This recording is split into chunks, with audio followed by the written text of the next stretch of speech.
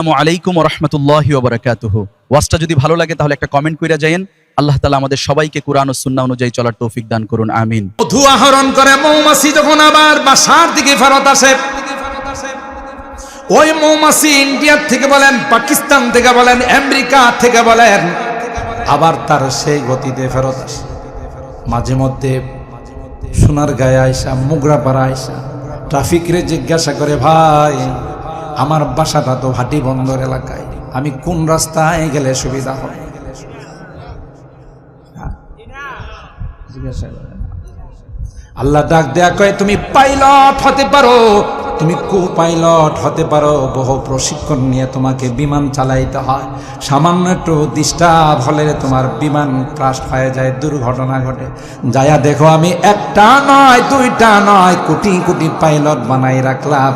এরা যখন তাদের বাসায় ফেরত আসে, কোনোদিন কোনো কিছুর সাহায্য নিতে হয় না।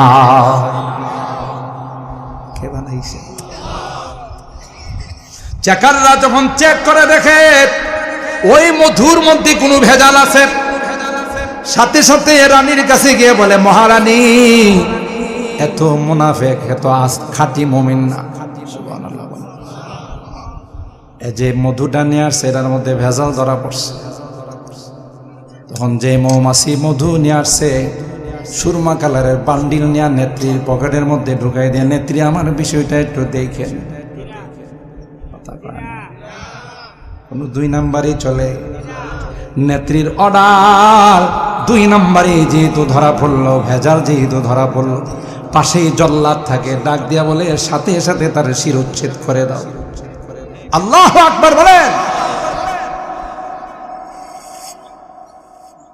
এ মুসলমান, ইয়াসুবুন নাহাল বলে, যেখানে কোরআনে আল্লাহ বলেছেন, ইয়াখরুজু মিন বুতুনিহা শারাবুম মুখতালিফুন আলওয়ানুহু ফীহি শিফাউল লিন্নাস। আল্লাহ কোরআনে আমার মধুর প্রশংসা করেছেন। তুই কেন ভেজাল ঢুকাইলে? দেরি নাই, সাথে সাথে তার শিরোচ্ছেদ করে দাও। এই জন্য যাদের বাড়িতে আশেপাশে মধুর চাক আছে, মাঝে মধ্যে দেখবেন চাকের নিচে কিছু মৌমাছির কল্লা পড়ে থাকে।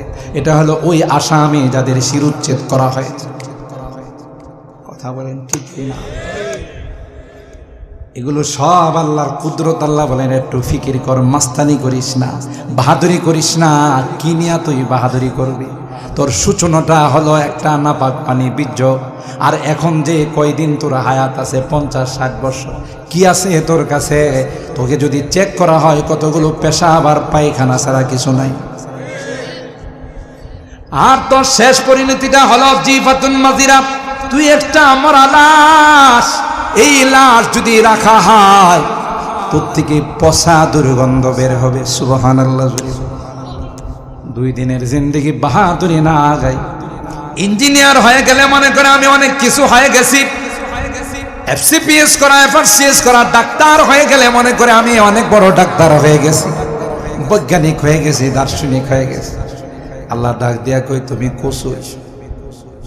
আমার যে সকল বৈজ্ঞানিক, দার্শনিক, ইঞ্জিনিয়ার আমি সৃষ্টি করে রাখছি, এগুলোর দিকে তাকাও, এগুলোর পশমের সমানও তুমি হতে পারবা না। যত বড় ইঞ্জিনিয়ার বলেন, যত বড় ইঞ্জিনিয়ার বলেন, যত স্ট্রংলি প্ল্যানিং করে বিল্ডিং বানাক, যদি এই বিল্ডিং এর উপর কোনো ভূমিকম্প হয়, থাকবে না পড়বে? সবাই কয় না, কে অনেক বড় ইঞ্জিনিয়ার দিয়ে বানাইছে। কিন্তু আমার ভাইরা, আপনাদের এলাকায় তাল গাছের মধ্যে কিছু বিল্ডিং আছে না নাই? ওই বাসায় কে বসবাস করে? জোরে বলে। কোন সময় যদি সুযোগ হয়, ওই বাসার দিকে একটু তাকাইয়েন। এত নিপুণ করে, এত সুন্দর করে বাসাটা বানায়।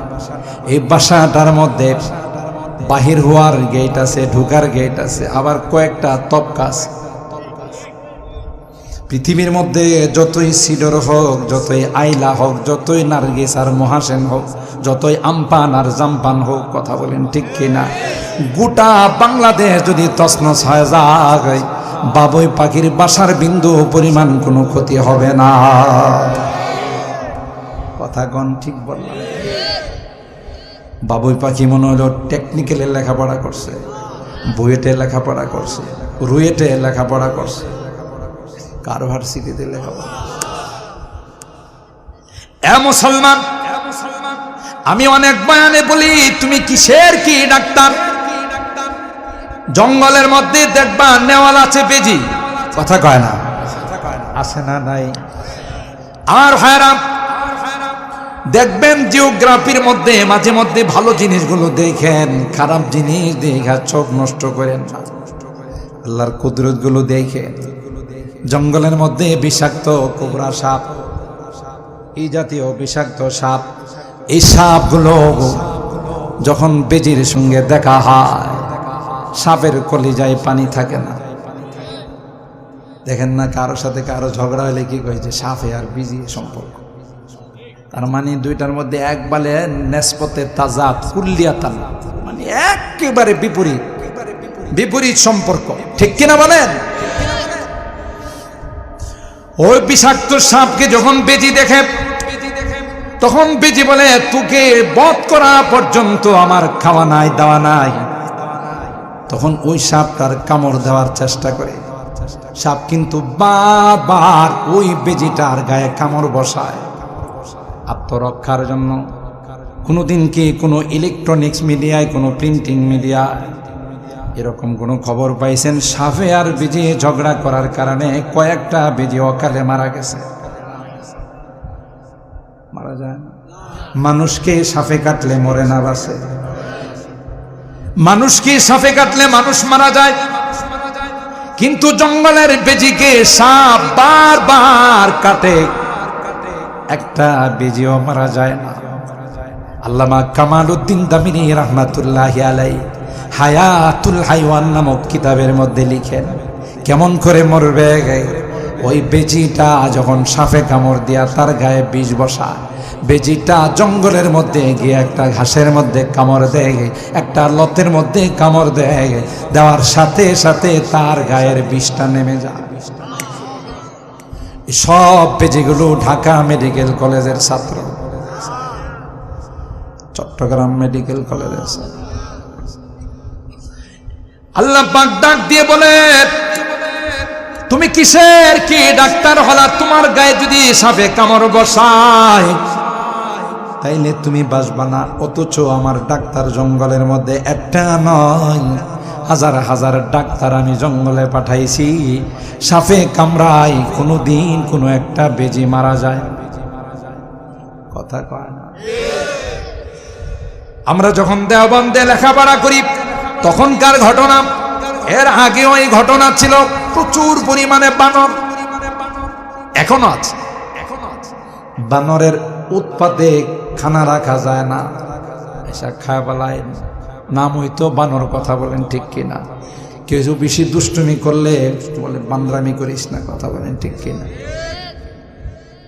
ছাত্র শিক্ষক মিলে পরামর্শ করলো এদের যন্ত্রণার থেকে বাঁচতে হলে একটা বুদ্ধি করা দরকার।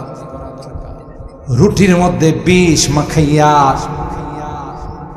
ওই বারান্দার মধ্যে সারিবদ্ধভাবে রাইখা দিছে, কে বানরের পাল আসবে খাইবে আর মরবে। বানরের পাল তো ঠিক ওই টাইম মতো চলে আসছে অত্যাচার করার। আইসা দেখে আরে বাবা আজকে দি দস্তরখানে রুটি সব সারিবদ্ধভাবে রাখা। বানরের নেতা কয় থাম, অতিভক্তি চোরের লক্ষণ, কথা কয় না। বানরের নেতা রেড অ্যালার্ট জারি করে দিলেন, রেড সিগন্যাল জারি করে দিলেন, না না ফিহিমা ফিহি ফাতাদাব্বার, এখানে কোনো না কোনো কিন্তু আছে।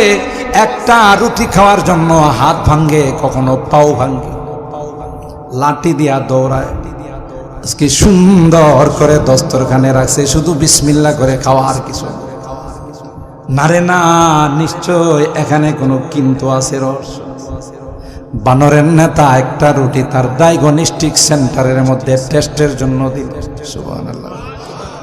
আপনাদের এলাকায় তো ডায়াগনস্টিক সেন্টার নাই, তার ডায়াগনস্টিক সেন্টারের মধ্যে একটা রুটি সে যখন দিল সাথে সাথে রিপোর্ট বের হয়ে গেল, না আগামীকাল বিকালবেলা রিপোর্ট ডেলিভারি। সাথে সাথে তার মেশিন এত পাওয়ারফুল, এই পাওয়ারফুল মেশিন থেকে রিপোর্ট বের হয়ে গেল এটার মধ্যে বিষ মিশানো আছে। সবাইকে বলল চল চল, লক্ষণ ভালো না, এই রুটি খাওয়া যাবে না। সব বানররা নেতাকে ফলো করছে, বিশ্বের সমস্ত প্রাণীরা তাদের নেতাকে ফলো করে, একমাত্র আমরাই আমাদের নেতাকে ফলো করি না। পিঁপড়া বলেন, যত জঙ্গলের প্রাণী আছে দেখবেন সারিবদ্ধভাবে নেতাকে ফলো করে চলে। ইয়াসুবুন নাহাল, মৌমাছির রানী যে জায়গাতে বসবে মৌমাছিগুলো সেখানেই বসবে। শুধু তাই নয়, সূরা নাহল খুললে দেখা যায় তাফসীরের মধ্যে মুফাসসিরিনে কেরাম লিখে, যেখানে মৌমাছিরা বাসা বাঁধায়, যেখানে মৌমাছিরা বাড়ি বানায়, ওখানে মৌমাছির নেত্রী ইয়াসুবুন নাহাল চতুর্দিকে চেক পুট বসাই দেয়। যখন এই মৌমাছিরা হাজার হাজার মাইল দূরের থেকে ফুল ফলের রস আহরণ করে বাসার মধ্যে ফেরত আসে, বাসাতে মধুটা রাখার আগে চেক পোস্টের মধ্যে চেকাররা চেক করে। আপনাদের সোনারগাঁয়ের মৌমাছি, হাতি বন্দরের মৌমাছি কখনো ইন্ডিয়াতে যায়, কখনো পাকিস্তানে যায়। আল্লাহু আকবার বলেন। একটা মৌমাছি যখন তার বাসা থেকে বের হয়, প্রতি ঘন্টায় তার গতিবেগ থাকে 600 মাইল। আস্তে সুবহানাল্লাহ। আজ পর্যন্ত পৃথিবীর কেউ স্থলযানের মধ্যে এত গতিবেগের কোনো স্থলযান বানাইতে পারে নাই। চাইনাওয়ালারা একটা ট্রেন বানাইছে, ঘন্টায় 400 মাইল যায়, এখনো মৌমাছির থেকে 200 মাইল পিছনে। আল্লাহ বলেন, ওয়াউহা রাব্বুকা ইলান নাহাল আনিত্তাখিযি মিনাল জিবালি বুয়ুতা ওয়া মিনাশ শাজারি ওয়া মিম্মা ইয়ারিশুন। একই মিষ্টির দোকানে দেখবেন 2 রকমের পোকা। মিষ্টির মধ্যে একটা পোকা বসে, এটা হলো মৌমাছি, আরেকটা হলো ভীমরুল। দুইটাই কিন্তু ফলের রস আহরণ করে, মিষ্টির রস আহরণ করে। একটার মেশিন থেকে বের হয়ে যদি আপনার গায়ে সিরিজ ঢোকাই দিতে পারে, মারা যাবে। এটা হলো ভীমরুল। অথচ ওই ভাগ্যকুলের মিষ্টি, বনলতার মিষ্টি, মুসলিম মিষ্টি, এগুলোই কিন্তু খাইছে ওই ভীমরুল। আবার এই ফলের, এই মধুর, এই মিষ্টির রস কিন্তু মৌমাছিও আহরণ করছে। আল্লাহ ডাক দেয়া কয়, গোলাম, একটার মেশিন থেকে বিষ হয়ে বের হলো, আরেকটার মেশিন থেকে শিফা হয়ে বের হয়ে গেল। কে পরিবর্তন করছে?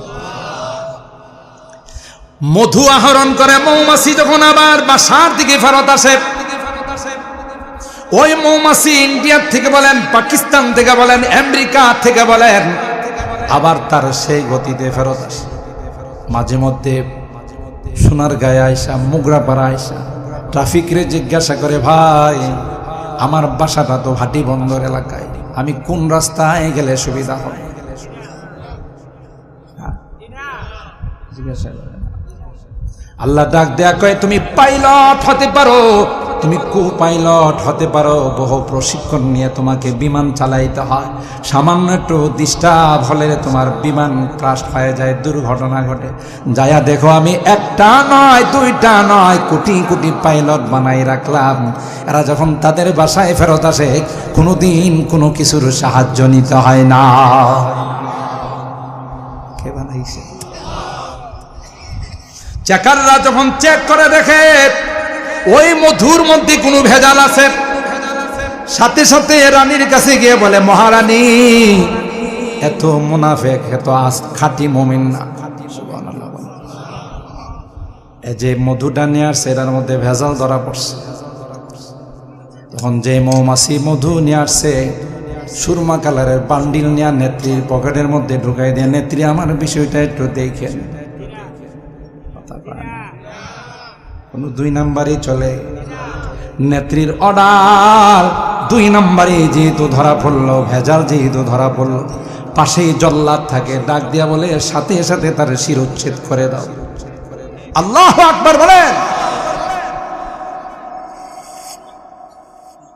এ মুসলমান, ইয়াসুবুন নাহাল বলে, যেখানে কোরআনে আল্লাহ বলেছেন ইয়াখরুজু মিন বুতুনিহা শারাবুম মুখতালিফুন আলওয়ানুহু ফীহি শিফাউল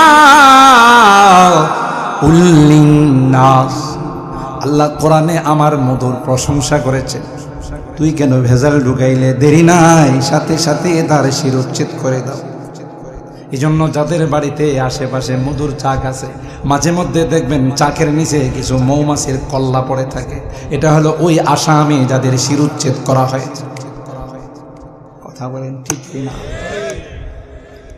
এগুলো সব আল্লাহর কুদরত। আল্লাহ বলেন একটু ফিকির কর, মাস্তানি করিস না, বাহাদুরি করিস না। কি নিয়া তুই বাহাদুরি করবি? তোর সূচনাটা হলো একটা নাপাক পানি বীর্য। আর এখন যে কয়দিন তোর হায়াত আছে, 50-60 বছর, কি আছে তোর কাছে? তোকে যদি চেক করা হয় কতগুলো পেশাব আর পায়খানা ছাড়া কিছু নাই। আর তোর শেষ পরিণতিটা হলো জিফাতুন মাজিরা, তুই একটা মরা লাশ।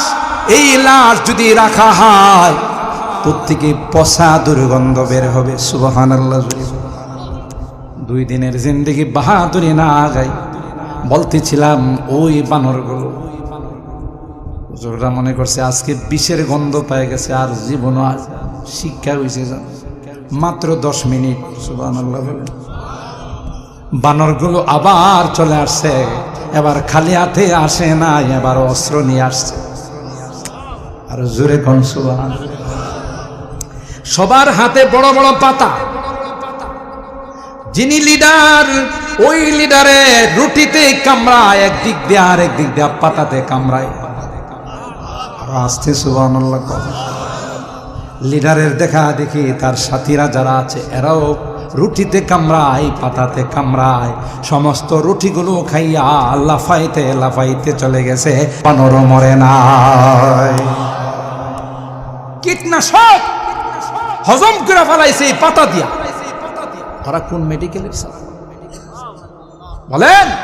ক্বালা রাব্বুনাল্লাযী আ'তা কুল্লা শাইইন খালকাহু সুম্মা হাদা। মুসা পয়গম্বর এই বিশ্ব সন্ত্রাস ফেরাউনকে বলল, আমার রব চিনিস না, যিনি শুধু পানি ছেড়ে দেন না, যিনি সব কিছুকে বানাইছেন এবং তার চলার জন্য যা যা লাগবে সব দিয়েছেন। সুবহানাল্লাহ। এ মুসলমান, যে কথা বলতেছিলাম, সুতরাং আল্লাহ পাক রব্বুল আলামিন আমাদেরকে ভালোবাসে। কোন উম্মতকে আল্লাহ তাআলা কোরআনের মতো দৌলত দেন নাই। সবচাইতে দামি গ্রন্থ আল কোরআন আল্লাহ আমাদেরকে দিয়েছেন। সুবহানাল্লাহ। এমন কোরআন যে কোরআন যেখানে লাগে ওইটাই দামি হয়ে যায়। কাঠের রেহাল, প্লাস্টিকের রেহাল, যে রেহালে রেখা কোরআন পড়ে যদি পায়ে লাগে সালাম হয় না।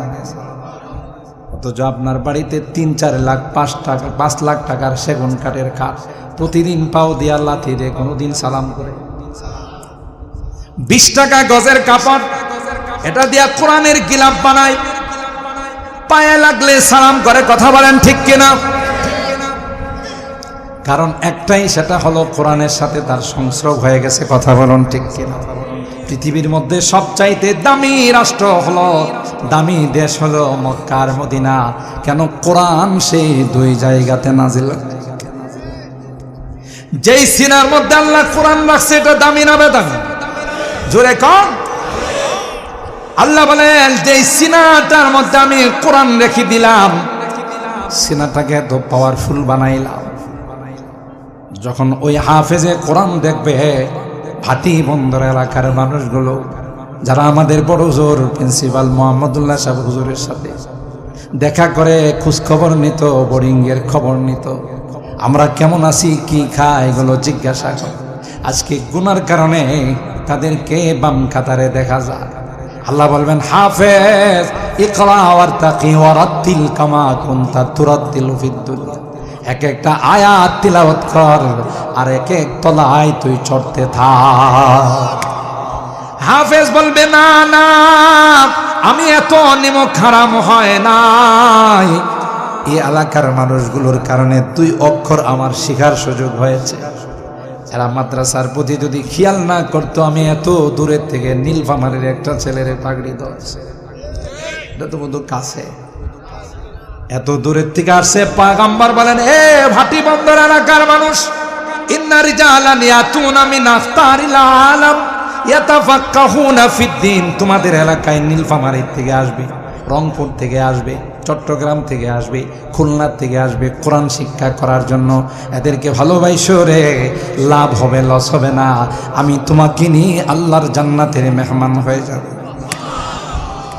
তোমার যেদিন বিপদ হয়ে যাবে, তোমার কলিজার টুকরা সন্তান তোমাকে বাবা বলে স্বীকার করবে না, তোমার প্রিয়তমা স্ত্রী তোমাকে স্বামী বলে স্বীকার করবে, তোমার ভাই তোমাকে ভাই বলে স্বীকার করবে না, তোমার বাবা তোমাকে সন্তান বলে স্বীকৃতি দিবে না। ইয়াউমা ইয়াফিরুল মারউ মিন আখিহি ওয়া উম্মিহি ওয়া আবিহি ওয়া সাহিবাতিহি ওয়া বানিহি, সব পলায়ন করবে ওই কঠিন দিনে। যে কোরআনের মহব্বত নিয়ে আজকে সব ব্যস্ততাকে ফেলে দিয়ে, কারণ যারা অফিসে চাকরি করে, দোকানপাট করে, শুক্রবারটাকে অনেক সময় বিভিন্ন অনুষ্ঠানের জন্য রাখে। আল্লাহ ডাক দেয়া কয়, এই নারায়ণগঞ্জের মানুষগুলো, এই সোনারগাঁয়ের মানুষগুলো, এই ভাটি বন্দর এলাকার মানুষগুলো, তোরা সব কিছু ফেলে দিয়ে আমার কোরআনের মহব্বত নিয়ে মাটির মধ্যে বসে আছো রে, মৌমাছির মতো বসে আছো।